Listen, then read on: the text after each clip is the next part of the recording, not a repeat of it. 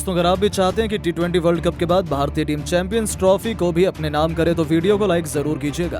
दोस्तों, champions trophy को लेकर बीसीसीआई ने मान ली हार तो पूरे क्रिकेट जगत में मचा बवाल। अब दुनिया भर के दिग्गजों ने भी दिया सनसनी मचा देने वाला बयान। जी हां दोस्तों, चैंपियंस ट्रॉफी 2025 को लेकर बीसीसीआई ने आईसीसी के सामने घुटने टेक दिए हैं। ऐसे में बीसीसीआई की हार के बाद पूरे क्रिकेट जगत में बवाल मच गया है। इस बीच केविन पीटरसन, रिकी पॉन्टिंग से लेकर सुनील गावस्कर, शोएब अख्तर ने एक ऐसा बयान जारी कर दिया जिसको सुनकर आपके भी पैरों तले जमीन खिसक जाएगी। तो आखिरकार चैंपियंस ट्रॉफी को लेकर बीसीसीआई की हार के बाद दुनिया भर के दिग्गजों ने क्या कहा है, ये तो आपको बताएंगे ही, लेकिन उससे पहले आपको क्या लगता है, पाकिस्तान में चैंपियंस ट्रॉफी खेलने के लिए भारतीय टीम को जाना चाहिए या फिर नहीं? अपनी राय नीचे कमेंट बॉक्स में जरूर बताइएगा।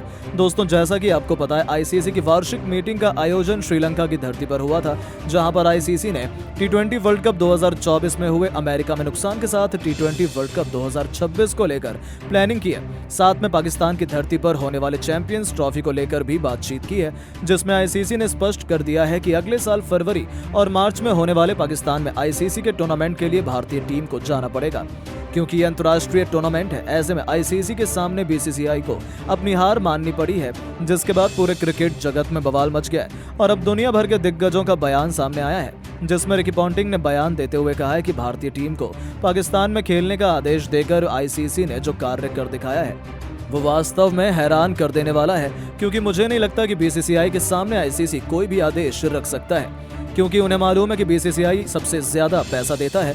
ऐसे में अगर आईसीसी किसी भी तरीके से कभी भी बीसीसीआई के खिलाफ जाता है तो आईसीसी को काफी ज्यादा नुकसान हो सकता है। लेकिन अब आईसीसी ने अपने नुकसान की बिल्कुल भी देखरेख न करते हुए बीसीसीआई को स्पष्ट रूप से कह दिया है कि उन्हें पाकिस्तान में खेलने के लिए जाना पड़ेगा। इसके अलावा उन्होंने आगे बयान देते हुए कहा है कि भारतीय टीम के अलावा बाकी टीम भी पाकिस्तान जाने को तैयार रहें। तो वहीं केविन पीटरसन ने बयान देते हुए कहा है कि भारतीय टीम को पाकिस्तान में खेलने का आदेश दिया गया है। आईसीसी ने मीटिंग के दौरान जिस तरीके से बीसीसीआई को स्पष्ट रूप से मना कर दिया है कि आईसीसी का टूर्नामेंट है, ऐसे में यहाँ पर किसी भी टीम या किसी ने क्रिकेट बोर्ड की मनमानी नहीं चलेगी। वो बताता है कि आईसीसी वास्तव में एक बेहतरीन काउंसिल है। इसके अलावा उन्होंने आगे बयान देते हुए कहा है कि भारतीय टीम के पास में काफी ज्यादा बेहतरीन खिलाड़ी और दर्शकों की संख्या है। ऐसे में उन्हें इस बात का घमंड था कि आईसीसी उनकी बात को मान लेगा, लेकिन मुझे नहीं लगता कि आईसीसी किसी भी टूर्नामेंट में भारतीय टीम का आंख बंद करके साथ देगा, बल्कि जो उचित होगा सिर्फ इस कार्य को वो इस समय कर सकता है। तो वहीं शोएब अख्तर ने बयान देते हुए कहा है कि पाकिस्तान में अब भारतीय टीम को खेलने के लिए आना पड़ेगा। जिस तरीके से आईसीसी ने साफ तौर पर स्पष्ट कर दिया है कि पाकिस्तान की धरती पर भारत को खेलने के लिए जाना चाहिए, क्योंकि भारतीय सरजमी पर भी पाकिस्तान की टीम वर्ल्ड कप खेलने के लिए आई थी। ऐसे में निष्पक्ष टूर्नामेंट के आयोजन के लिए पाकिस्तान की धरती पर भारतीय टीम को खेलने के लिए जाना ही पड़ेगा। इसके अलावा उन्होंने आगे बयान देते हुए कहा है कि भारतीय टीम के खिलाड़ी पाकिस्तान में खेलने के लिए आए, उन्हें बिल्कुल भी डरने की जरूरत नहीं है। उनकी सुरक्षा की गारंटी हम लेते हैं, लेकिन इस तरीके से हमारी पाकिस्तान की धरती और देश को पूरी दुनिया के सामने शर्मसार और जलील करने की कोशिश भारत अब ना करे। तो वहीं सुनील गावस्कर ने बयान देते हुए कहा है कि पाकिस्तान में खेलने के लिए भारतीय टीम को जाना पड़ेगा। भारतीय टीम के लिए जो आदेश इस समय दिया गया है वो वास्तव में हैरान कर देने वाला है। मुझे बिल्कुल भी यकीन नहीं हो पा रहा है पाकिस्तान में चैंपियंस ट्रॉफी के लिए आईसीसी को बीसीसीआई की बात नहीं माननी पड़ी है। मेरा मानना है कि बीसीसीआई की कोई भी बात आईसीसी नहीं टालता है, लेकिन पता नहीं क्यों अचानक से बीसीसीआई ने आईसीसी के सामने अब घुटने टेक दिए हैं। इसके अलावा उन्होंने आगे बयान देते हुए कहा है कि भारतीय टीम को पाकिस्तान में चैंपियंस ट्रॉफी खेलने के लिए जाना पड़ेगा। इसके लिए अभी तक भारतीय सरकार ने मंजूरी नहीं दी है, लेकिन अब अगर पाकिस्तान आतंकवाद और सुरक्षा को ध्यान में नहीं रखेगा तो भारतीय टीम आगे भी अब न आने की कोशिश जारी रखेगी। तो दोस्तों, आपको क्या लगता है, चैंपियंस ट्रॉफी का आयोजन पाकिस्तान में होना चाहिए या फिर नहीं? अपनी राय नीचे कमेंट बॉक्स में जरूर बताएं और ऐसी शानदार खबरों के लिए चैनल को सब्सक्राइब जरूर करें। धन्यवाद। दोस्तों, भारत और जिम्बाब्वे के बीच पहले वनडे में ऐसा घमासान हुआ जिसने क्रिकेट के इतिहास को पलट कर रख दिया। तो आखिर जिम्बाब्वे के दिए गए 328 रनों का पीछा करते हुए कैसे शुभमन गिल की तूफानी शतकीय पारी की बदौलत टीम इंडिया ने मुकाबले में की वापसी। जब जीत के लिए अंतिम 3 गेंदों पर 18 रन चाहिए थे, तब ऐसा क्या किया रिंकू सिंह ने जिसे देखने वालों की रूह कांप उठी। किसने मारी अंत में बाजी? दिलों की धड़कनें कई गुना बढ़ा देने वाले रोमांचक महामुकाबले की पूरी हाईलाइट का वीडियो हम आपको दिखाएंगे। लेकिन उससे पहले आपको क्या लगता है कि रिंकू, अभिषेक और गिल में कौन सबसे शानदार बल्लेबाज है? अपनी राय हमें नीचे कमेंट बॉक्स में कमेंट करके जरूर बताइए। दोस्तों, T20 सीरीज में तो टीम इंडिया ने जिम्बाब्वे को अपने सामने खड़े होने का मौका नहीं दिया। भारत के यंगिस्तान ने 4-1 से T20 सीरीज में उन्हें धूल चटाई और इतिहास लिखा। लेकिन T20 खत्म होते ही जैसे ही वनडे की बारी आई, फॉर्मेट बदला तो अपने सुपरस्टार खिलाड़ियों के साथ मिलकर जिम्बाब्वे ने ऐसा तगड़ा पलटवार किया कि भारतीय टीम के भी पसीने छूट कर रह गए।